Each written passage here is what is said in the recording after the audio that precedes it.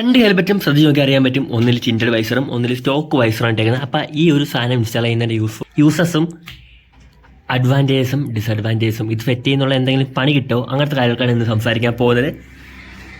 അത്യാവശ്യം വണ്ടിയിലൊക്കെ പണതും ഇങ്ങനെ ഓരോ കാര്യമൊക്കെ ചെയ്ത് അവന് പറഞ്ഞൊക്കെ ചെയ്ത് പണിയൊക്കെ വാങ്ങിച്ചിട്ടുള്ളതാണ് ഞാൻ. അപ്പോൾ എനിക്കൊന്നും പറഞ്ഞു തരാൻ ആരുമില്ലായിരുന്നു. ഇപ്പോൾ എന്തായാലും ഞാൻ നിങ്ങൾക്ക് ഈ കാര്യങ്ങൾ ഡീറ്റെയിൽ ആയിട്ട് പറഞ്ഞുതരാം. അപ്പോൾ ഈ ഒരു സാധനം സെറ്റ് ചെയ്ത് കഴിഞ്ഞാൽ വണ്ടിയുടെ എല്ലാ ഹെൽമെറ്റിൻ്റെ ലുക്ക് കംപ്ലീറ്റ് ആയിട്ട് ചേഞ്ച് ആവും. അപ്പോൾ ഈ ഒരു ബ്ലാക്ക് ഹെൽമെറ്റ് തന്നെ ഈ ഒരു ബ്ലാക്ക് വൈസറോട് ഇട്ടിരുന്നെങ്കിൽ അടിപൊളി ലുക്കായിരുന്നു. പക്ഷേ ഇതിന് കുറച്ച് ഡീമർസും കാര്യങ്ങളൊക്കെ ഉണ്ട്. പിന്നെ ചിലവരൊക്കെ പറയും കണ്ണിൻ്റെ പ്രൊട്ടക്ഷന് വേണ്ടിയാണ് ഇടുന്നത് അങ്ങനത്തെ കാര്യങ്ങളൊക്കെ. അതിന് ഈ ഒരു വൈസർ ഇടേണ്ട ആവശ്യം സത്യം പറഞ്ഞാൽ ഇല്ല. കാരണം എല്ലാ ഹെൽമെറ്റിലും ഇങ്ങനെ ഒരു അകത്ത് ഇന്നർ വൈസറുണ്ട്. അപ്പോൾ ഇതിട്ടാൽ മതി കണ്ണിന് പ്രൊട്ടക്ഷൻ്റെ കാര്യത്തിന്. ഇത് വെക്കുന്നത് മെയിനായിട്ട് ലുക്കിന് വേണ്ടിയാണ്. അതിന് തന്നെയാണ് എല്ലാവരും വെക്കുന്നത്. പിന്നെ വേറെ അഡ്വാൻറ്റേജ് എന്തെന്ന് പറഞ്ഞാൽ എനിക്ക് തോന്നിയതാണ്, അത് പയ്യന്മാർക്ക് മിക്കുള്ളവർക്ക് മനസ്സിലാവും. ഈ ഒരു സാധനം ഇതിട്ടാൽ തന്നെ അകത്ത് നമ്മൾ നോക്കുന്നതൊന്നും കാണത്തില്ല. ചിലപ്പോൾ ഇതിട്ടില്ലെങ്കിൽ നമ്മൾ ഇതൊന്ന് ക്ലോസ് ചെയ്തിട്ട് നമ്മൾ ഇട്ടുകൊണ്ട് പോയി കഴിഞ്ഞാൽ നമ്മൾ ആരെങ്കിലും നോക്കിക്കഴിഞ്ഞാൽ അത് അവർക്ക് നമ്മളെ കാണത്തില്ല, നമുക്ക് അവരെ കാണാൻ പറ്റും. അതാണ് മെയിൻ അഡ്വാൻറ്റേജ്. അത് അകത്തത്തെ ഇട്ടുകൊണ്ട് പോയാലും അറിയാൻ പറ്റും. പിന്നെ ഇതാകുമ്പോഴത്തേക്ക് കുറച്ചുകൂടെ സേഫായിട്ട് പൊടിയൊക്കെ അടിക്കാതിരിക്കും. പിന്നെ ഇതിൻ്റെ കുഴപ്പം എന്തെന്ന് പറഞ്ഞു കഴിഞ്ഞാൽ ഇത് രാത്രിയൊക്കെ ഓടിക്കാൻ വേണ്ടി ബുദ്ധിമുട്ടാണ്. ഇത് വെച്ച് കഴിഞ്ഞാൽ കാണത്തില്ലെന്നൊന്നും ഞാൻ പറയുന്നില്ല. മെയിൻ റോഡിലൊക്കെ അത്യാവശ്യം പെട്രോൾ റോഡിൽ കൂടെ പോയി കഴിഞ്ഞാൽ എനിക്ക് കാണാൻ പറ്റും. പക്ഷേ ഇട റോഡിലേക്ക് കയറി കഴിഞ്ഞാൽ കാണത്തില്ല. തുറന്ന് വെച്ച് ഓട്ടിക്കാന്ന് വെച്ച് കഴിഞ്ഞാൽ കണ്ണിൽ ഒരുമാതിരി പക്കി വന്നടിക്കും. അകത്ത വൈസർ ഇട്ടാലും ഒന്നും കാണത്തില്ല. പിന്നെ വേണമെങ്കിൽ നിങ്ങൾക്ക് സ്പെക്കൊക്കെ ഉപയോഗിക്കാം, ട്രാൻസ്പെറൻറ്റ്. ആ സ്പെക്കൊക്കെ വെച്ചിട്ട് ഓടിച്ച് കഴിഞ്ഞാൽ കുഴപ്പമില്ലാത്ത ഇത് പോകും. പക്ഷേ മഴ പെയ്യുന്ന സമയത്ത് ഈ ഒരു വൈസറിടെ ഓടിച്ചിട്ട് അകത്തൊത്തം വെള്ളം കഴിഞ്ഞ് പേടിങ്ങൊക്കെ പോകും. അപ്പോൾ മഴയത്തൊക്കെ ഓടിക്കാൻ വേണ്ടി കുറച്ച് ബുദ്ധിമുട്ടാണ്. പിന്നെ ഓടിക്കാൻ പറ്റത്തില്ലെന്നൊന്നും ഞാൻ പറയുന്നില്ല, അഡ്ജസ്റ്റ്മെൻ്റ് ഒക്കെ ചെയ്ത് ഓടിക്കാം. പക്ഷേ ഒരുപാട് ലോങ് ഒക്കെ നൈറ്റൊക്കെ ട്രാവൽ ചെയ്യുന്ന ആൾക്കാർക്ക് ഇതൊരിക്കലും ശരിയെന്നേ ഞാൻ പറയൂ.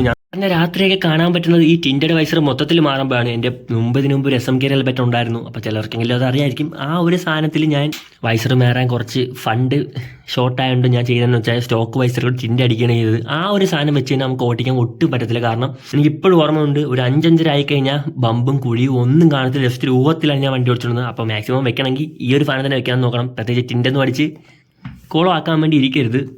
മുമ്പ് കോളേജിൽ പോകണമെന്ന സമയത്താണ് ഈ ഒരു സാധനം സെറ്റ് ചെയ്ത്. അപ്പോൾ മിക്കുള്ള സമയത്തും കോളേജിൽ പോയിട്ട് തിരിച്ച് വന്നിട്ട് വളരെ ചുരുക്കം മാത്രമേ രാത്രിയൊക്കെ പോകേണ്ട ആവശ്യം വന്നിട്ടുള്ളൂ. ഇപ്പോൾ അല്ലാതെയൊക്കെ പോകുന്നുണ്ട്, ചെറിയൊരു ബുദ്ധിമുട്ട് എനിക്ക് ഫീൽ ചെയ്യുന്നുണ്ട്.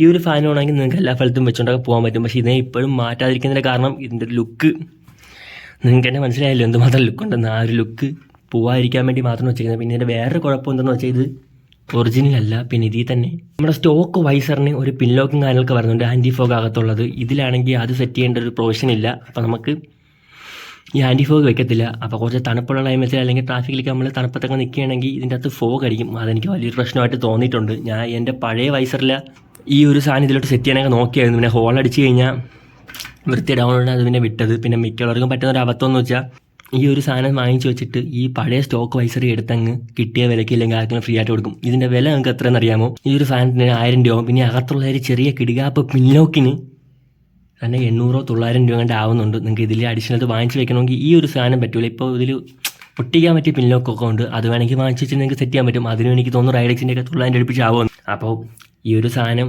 ആരെങ്കിലും വെക്കാനൊക്കെ ഇരിക്കുന്നുണ്ടെങ്കിൽ അവർക്ക് ഈ വീഡിയോ ഒന്ന് അയച്ചു കൊടുത്തേക്ക്. എന്താ സാധനം സെറ്റ് ചെയ്താൽ അതിന് എന്തെങ്കിലുമൊക്കെ പ്രശ്നങ്ങളൊക്കെ കാണും. അതൊക്കെ മനസ്സിലാക്കിയിട്ട് മാത്രം വണ്ടിയിലേക്ക് എന്തെങ്കിലും സെറ്റ് ചെയ്യണമെങ്കിലും ഹെൽമെറ്റിലാണെങ്കിലും ചെയ്യുക.